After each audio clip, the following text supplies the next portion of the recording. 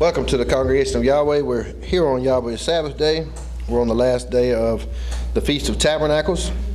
Today's message is a continuation of where we left off the last time I presented the New Covenant rest. And just a little recap, we discussed how the seed of Abraham would be scattered to the north, the south, the east, and the west. And we went over verses where they would also be regathered from the four corners. And we also kind of tied in a little bit the rapture theory, and we discussed in Thessalonians chapter 5 how that at the sound of the trumpet we would meet the Master in the air. And I pointed out that it doesn't say he's taking us anywhere. It says that we meet him in the air. And then we cross-referenced that with Matthew chapter 24, where it says that the angels would gather his elect from the four winds, from one end of heaven to the other. And I believe there's a connection between the gathering his elect from the heavens to us meeting him in the air. And at that time we'll see the prophecies being fulfilled of being taken back to the land. Now I want to start in Jeremiah chapter 16.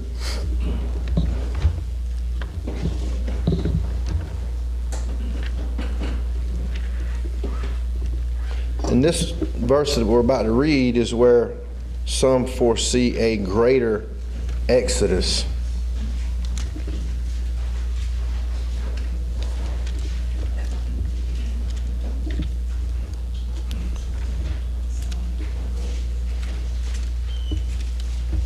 Jeremiah 16, starting in verse 10.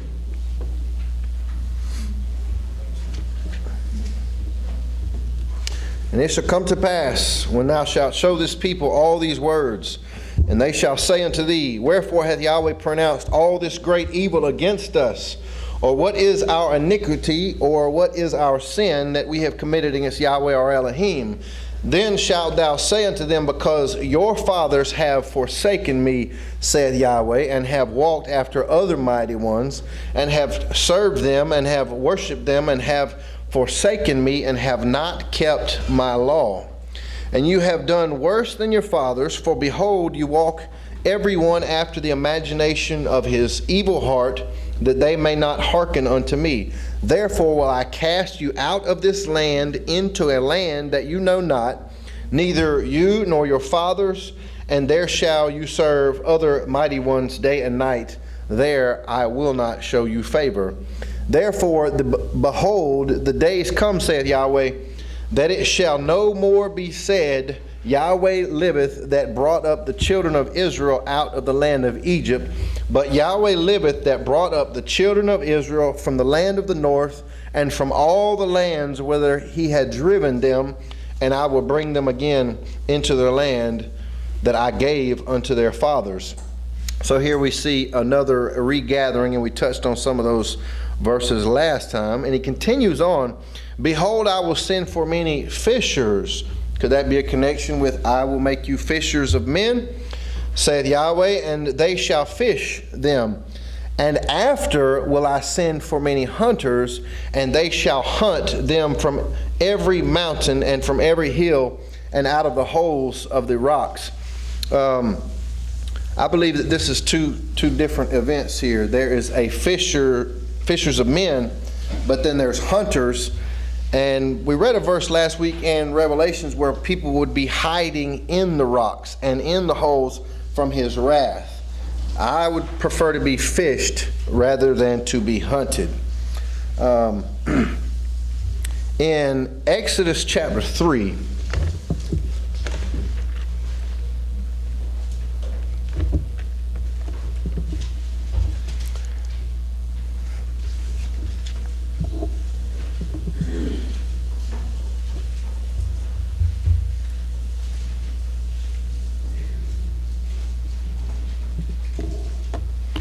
Exodus chapter 3 and verse 8. I am come down to deliver them out of the hand of the Egyptians, and to bring them up out of the land unto a good land, and a large, unto a land flowing with milk and honey.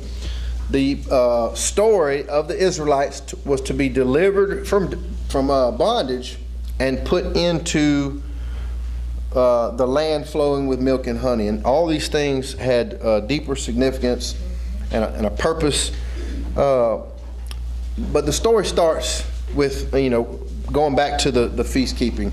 And last time I discussed this, we talked about how 7 is just repeated over and over. You have 7 months of feasts.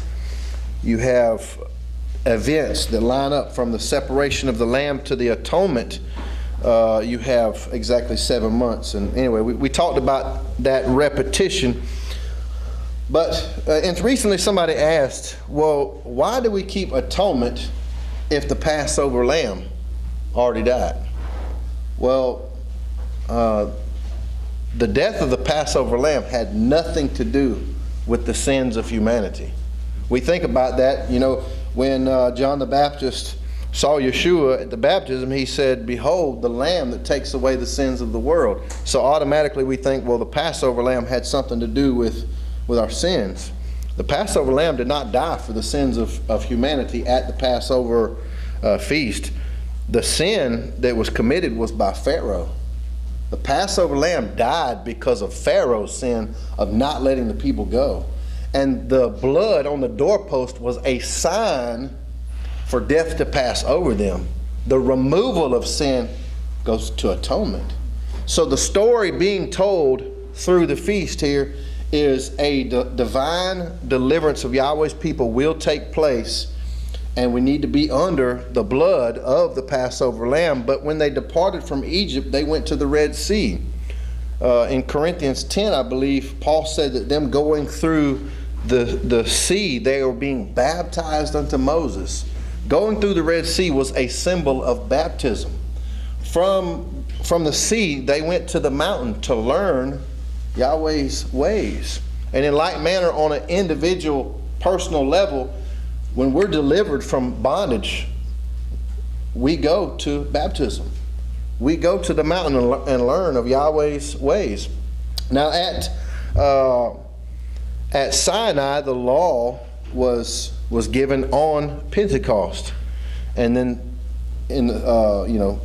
after the resurrection of Yeshua on the same day, the Spirit was poured out. So the story being told from beginning to end is we will be delivered from bondage, we will be baptized, we will be taught His ways, we will receive His Spirit and His law, and He will take us into the land.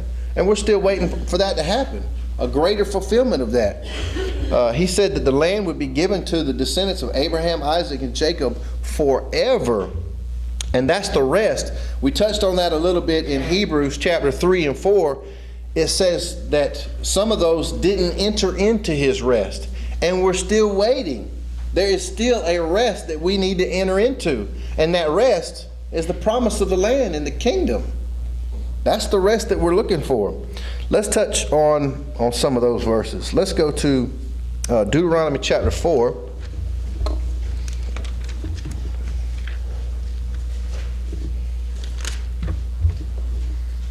Deuteronomy chapter 4, starting in verse 1. Before I get ahead of myself, the Passover story and the deliverance from Egypt could be an allegory of the deliverance from the bondage of sin. But I think it's the bondage to this system as a whole. Humanity is in bondage to the corruption that was caused by one individual, the fall of Satan, who corrupted Yahweh's creation. And, all right, continue on, Deuteronomy chapter 4, starting in verse 1. Now therefore hearken, O Israel, unto the statutes and unto the judgments which I teach you for to do them, that you may live and go in and possess the land which Yahweh your Elohim of your fathers gives you. You shall not add unto the word which I command you, neither shall you diminish anything from it, that you may keep the commandments of Yahweh your Elohim, which I command you. The only way to keep the commandments is by not tampering with the commandments. Your eyes have seen what Yahweh did because of Baal Peor. For all the men that followed Baal Peor, Yahweh thy Elohim hath destroyed them from among you. But you that did cleave unto Yahweh your Elohim are alive, every one of you this day. Behold, I have taught you statutes and judgments, even as Yahweh my Elohim commanded me, that you should do so in the land whether you go to possess it. Keep therefore and do them, for this is your wisdom and your understanding in the sight of the nations, which shall hear all these statutes and say, surely this great nation is a wise and understanding people. So he's brought these people out of slavery, out of bondage, brought them through the Red Sea, brought them to the mountain, and the purpose is to have a people in the land that will be obedient to his instructions. And one more thing I forgot on the story here from Passover to Tabernacles. So we got deliverance from bondage, we got baptism in the sea, we got receiving the Spirit and the law, we got tabernacles, removal. They were to dwell in temporary tabernacles, temporary booths, remembering that they were strangers and they did not have permanent homes. Well, Paul gave us a glimpse as to the depths of these things. He said, I have this earthly tabernacle. I'm waiting to be clothed with my heavenly tabernacle. This earth is a temporary tabernacle. We're waiting for, even Romans talks about that the creation itself is waiting to be released from this bondage. So that's another thing in the plan is when he does away with sin at atonement on a bigger level, he can also do away with things that are susceptible to corruption, these tabernacles. And also the corrupted earth will be released from the bondage. In verse 9 of chapter 4, I'm pulling out a few verses as we go along for the sake of time, so we don't have to read the whole chapter. But verse 9 says, only take heed to thyself and keep thy soul diligently, lest thou forget the things which thine eyes have seen, and lest they depart from thy heart all the days of thy life. But teach them to thy sons and thy sons' sons. We'll see as we talk about these instructions that they were to go on throughout their generations to their children and their children's children. So, like Brother Bill was talking about, if anybody comes along with a new doctrine that doesn't line up with this, then something's wrong, because he told us from the beginning to keep these things forever. Verse 26 of chapter 4, I call heaven and earth to witness against you this day, that you shall soon utterly perish from off the land, whereunto you go over Jordan to possess it. You shall not prolong your days upon it, but shall utterly be destroyed, and Yahweh shall scatter you amongst the nations. He will scatter you amongst the Goyim, and you shall be left few in number amongst the heathen, where Yahweh shall lead you. And there you shall serve mighty ones, the work of men's hands, wood and stone, which neither see, nor hear, nor eat, nor smell. But if from thence, from where? From amongst the nations where you've been scattered. If from thence you shall seek Yahweh thy Elohim, thou shalt find him, if thou seek him with all thy heart and with all thy soul. When thou art in tribulation, and all these things are come upon thee, even in the latter days, if thou turn to Yahweh thy Elohim, and shalt be obedient unto his voice. Just from these few verses right here. In the latter days, amongst the heathen, if you seek for Yahweh, you will find him. And that's where you've been scattered to. Okay? And verse 40. Thou shalt keep therefore his statutes and his commandments, which I command thee this day, that it may go well with thee and with thy children after thee, and that thou mayest prolong thy days upon the earth, which Yahweh thy Elohim giveth thee forever. He gives it forever. And again, the end result was a people in the an obedient people in the land. Chapter 5 of Deuteronomy, starting in verse 27. Go thou near and hear all that Yahweh our Elohim shall say, and speak unto us all that Yahweh our Elohim shall speak unto thee, and we will hear it and do. And Yahweh heard the voice of your words when you spake unto me, and Yahweh said unto me, I have heard the voice of the words of this people, which they have spoken unto thee. They have well said all that they have spoken. Oh, that there were such an heart in them, that they would fear me and keep all my commandments always, that it might be well with them and with their children. That's Yahweh speaking there. Oh, I wish they had such a heart to reverence me, to obey me always, that it might be well with them and their children forever. I don't see how we could miss that interpretation. Let's flip over to chapter 28 of Deuteronomy and verse, just a little recap. Chapter 28 is the blessings and the curses. Blessings for obedience in every aspect of life, and then the reverse, the curses.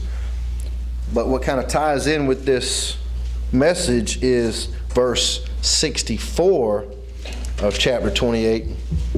At the end of the curses, he said, and Yahweh shall scatter thee among all people from the one end of the earth even unto the other, and there you shall serve other mighty ones which neither thou nor their fathers have known, even wood and stone. Let's look at Ezekiel chapter 34.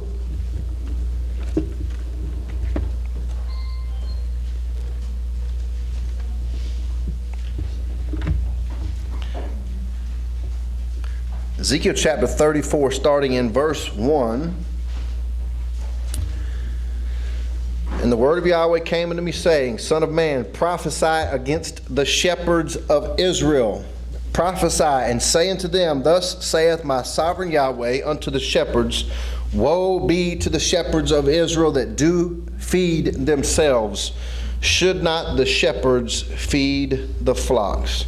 You eat the fat, and you clothe you with the wool. You kill them that are fed, but you feed not the flock. The diseased have you not strengthened, neither have you healed that which was sick. Neither have you bound up that which was broken, neither have you brought again that which was driven away. Neither have you sought that which was lost, but with force and with cruelty have you ruled them. And they were scattered because there is no shepherd. That should ring a bell. It says the Messiah looked upon the crowd and had compassion on them because they were sheep that had no shepherd. Okay? By the way, the Messiah was, had these scriptures in mind when he said numerous things, which we'll touch on a little bit as we go. And they were scattered because there is no shepherd, and they became meat to all the beasts of the field when they were scattered. Now, this is a rebuke to the religious leaders of Israel who were not giving the people the pure word of Yahweh. And since they didn't have a shepherd to teach the Torah, they got scattered. They got scattered. When the people have no shepherd, they get scattered. Why? Because they're not keeping the Torah. That was a curse of it. My sheep wandered through all the mountains and upon every high hill. Yea, my flock was scattered upon all the face of the earth, and none did search or seek after them. Therefore, you shepherds, hear the word of Yahweh. As I live, saith my sovereign Yahweh, surely because my flock became a prey, and my flock became meat to every beast of the field, because there was no shepherd, neither did my shepherds search for my flock, but the shepherds fed themselves and fed not my flock. Therefore, O you shepherds, hear the word of Yahweh. Thus saith my sovereign Yahweh, behold, I am against the shepherds, and I will require my flock at their hand, and cause them to cease from feeding the flock. Neither shall the shepherds feed themselves any more, for I will deliver my flock from their mouth, for they may not be meat for them. For thus saith my sovereign Yahweh, behold, I, even I, will both search my sheep and seek them out. As a shepherd seeketh out his flock in the day that he is among his sheep that are scattered, so will I seek out my sheep and will deliver them out of all places where they have been scattered in the cloudy and dark day. Didn't the Messiah say, I am the good shepherd? And I will bring them out from the people and gather them from the countries and will bring them to their own land and feed them upon the mountains of Israel, by the rivers and in all the inhabited places of the country. And I will feed them in good pasture, and upon the high mountains of Israel shall their fold be. There shall they lie in a good fold, and in fat pasture they shall feed themselves upon the mountains of Israel. Now there's a verse in Isaiah, and I believe it's also repeated in Micah. It says, in the latter days, well, let me read it real quick. Isaiah chapter 2.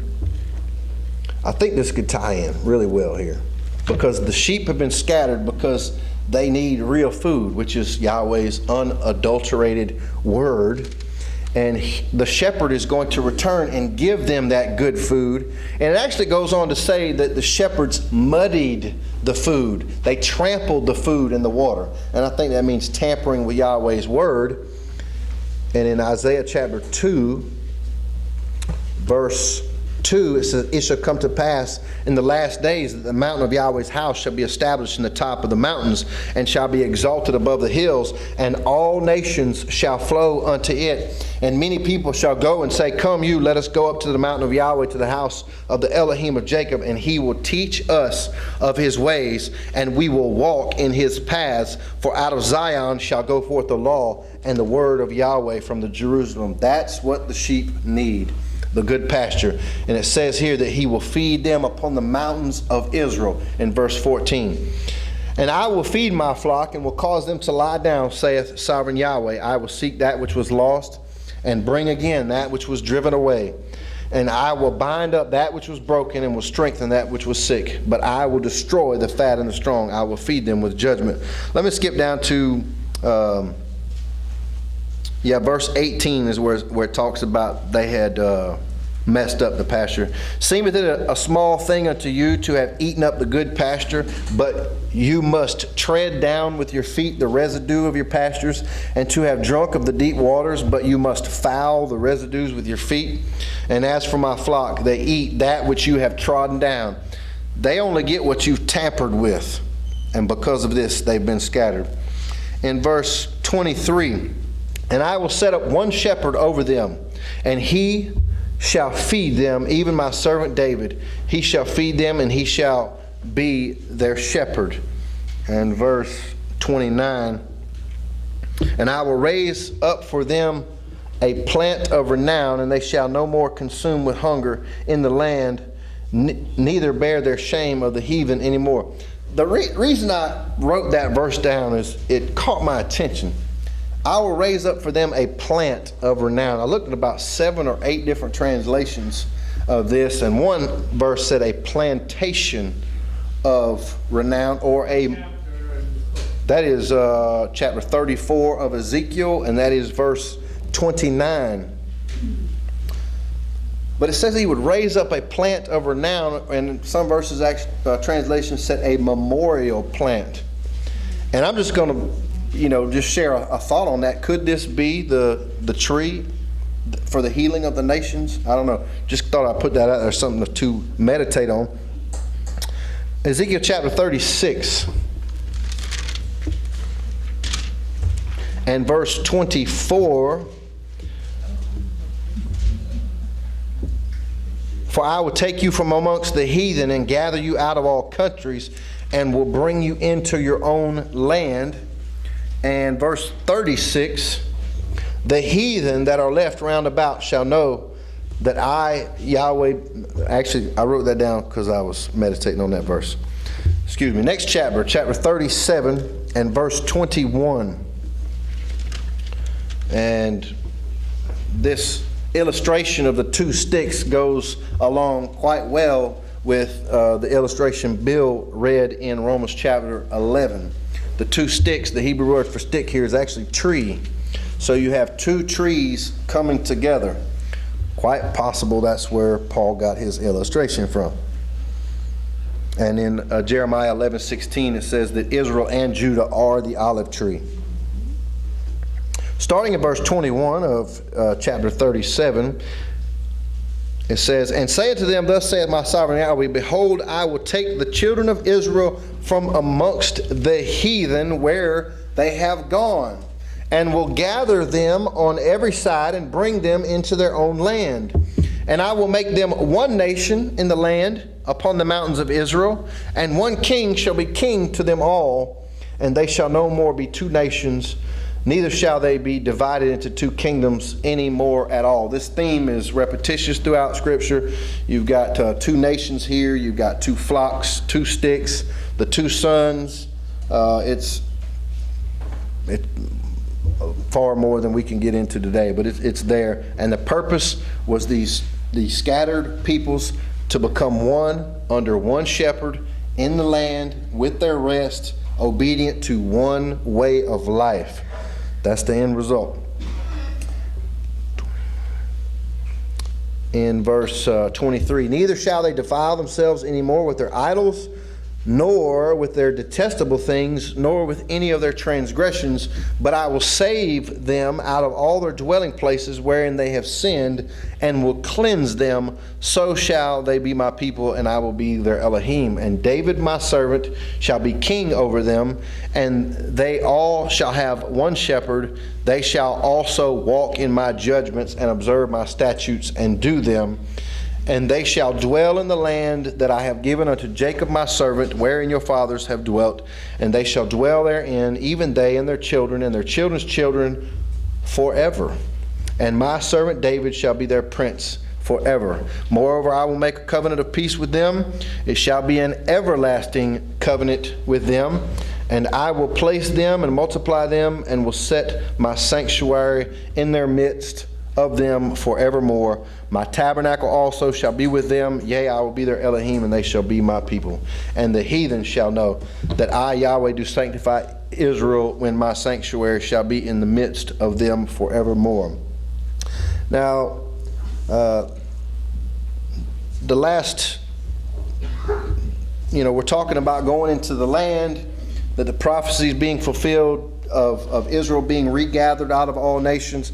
And that's what I'm looking for, because that's what was written to the prophets. Amos 3:6 says, "I do nothing without revealing it to my servants," or the prophets. So that's how I test a strange doctrine or a strange point of view out of the New Testament. I try to say, well, can you find it in the prophets somewhere? And I don't want to use my own reasoning or anything. I like to see it in Scripture. I like to see it there in black and white. But there was a couple other verses that went along. The mainstream, they're looking for this rapture to get zapped off to planet heaven. I'm looking for the Messiah to come and sit on the throne of David and rule over the house of Israel forever. That's what I'm looking for. But there's a couple verses that I missed last week, and a brother actually brought it to mind, and I had overlooked it. But John chapter 14. This is another one that is tied in with Thessalonians about meeting him in the clouds.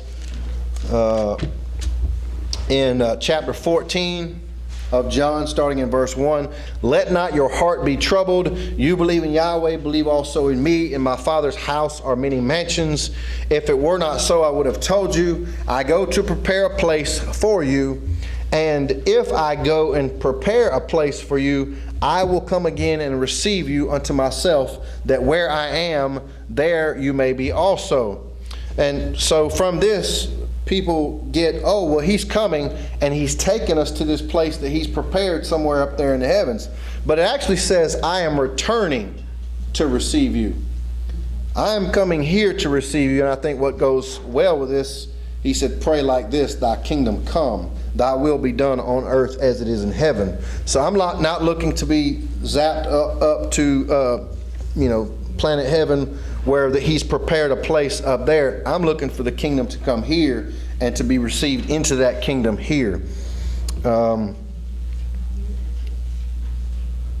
Another verse was Matthew chapter 13. You know, we talked about there will be 2 in the field, 2 at the mill, 2 in the bed. One will be taken, the other one will be left. Well, the one taken is taken to the fowls of the air to be meat for the birds.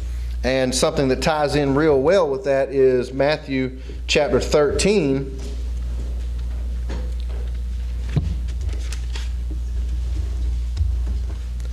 Starting in verse 24. Matthew 13, verse 24. Another parable put he forth unto them, saying, The kingdom of heaven is likened unto a man which sowed good seed in his field.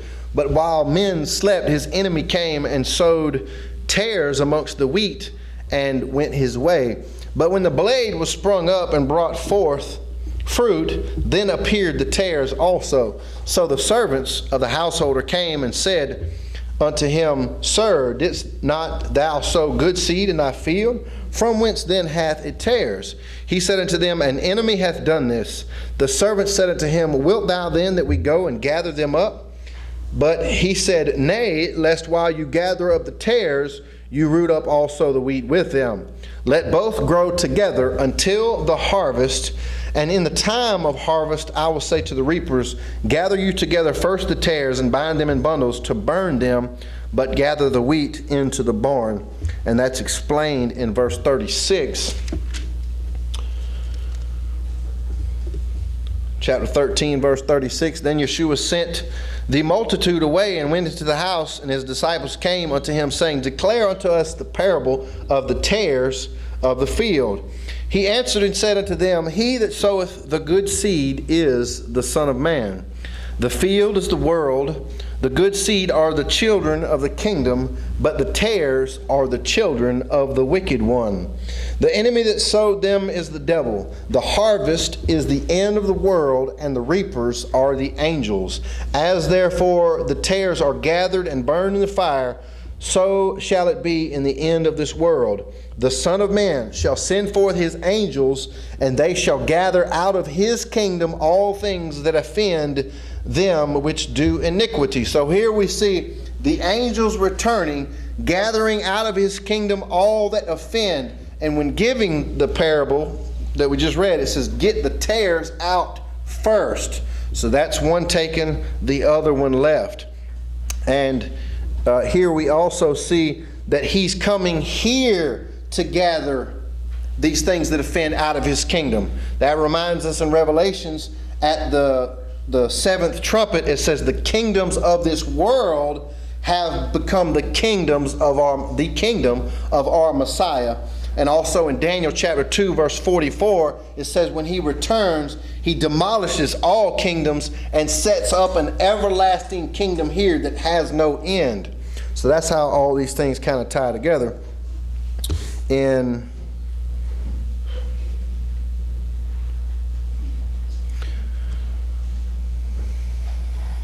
Okay, so to sum it up here, we have the rest that we're still looking for that Hebrews is talking about is not a rest that we've actually entered into yet. We're looking forward to that seventh day on his prophetic calendar, the 7 days, and during that 1,000-year reign, Satan will be bound for 1,000 years. His law will go forth from Zion and the word of Yahweh from Jerusalem, and that's when mankind can truly experience rest. Hallelujah.